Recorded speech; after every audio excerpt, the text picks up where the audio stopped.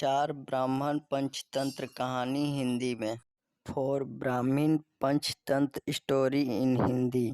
Four ब्राह्मण Panchatantra story in Hindi. एक बार की बात है, एक गांव में चार ब्राह्मण रहते थे। उनमें से तीन ब्राह्मण ने कुछ न कुछ विद्या सीख रखी थी, जबकि चौथा ब्राह्मण साधारण था, उसको कोई विद्या नहीं आती थी। एक दिन तीन ब्राह्मणों ने शहर जाकर अपनी विद्या से कुछ धन कमाने का सोचा और वह शहर की ओर जाने लगे।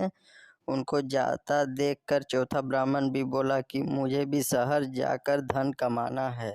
इस पर तीनों ब्राह्मण बोले, तुमको तो कोई विद्या नहीं आती, तुम शहर जाकर क्या करोगे, तुम यहीं रहो। चौथा ब्राह्मण बोला कि मैं तुम्हारा काम कर दूंगा।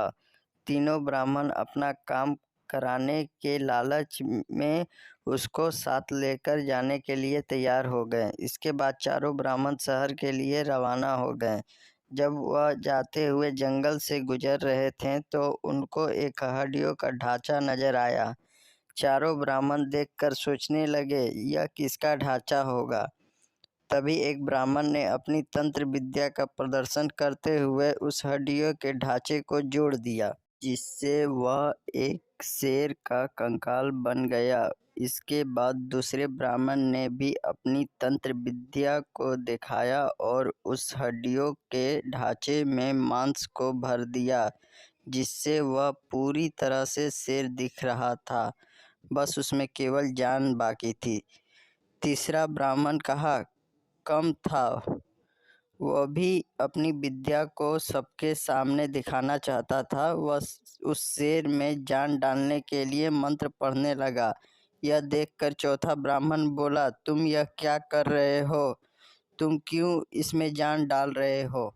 तीसरे ब्राह्मण ने बोला, तुम चुप रहो, तुम मूर्ख हो, तुमको कोई विद्या नहीं आती, इसलिए तुम हम विद्वानों के बीच में कुछ मत बोलो।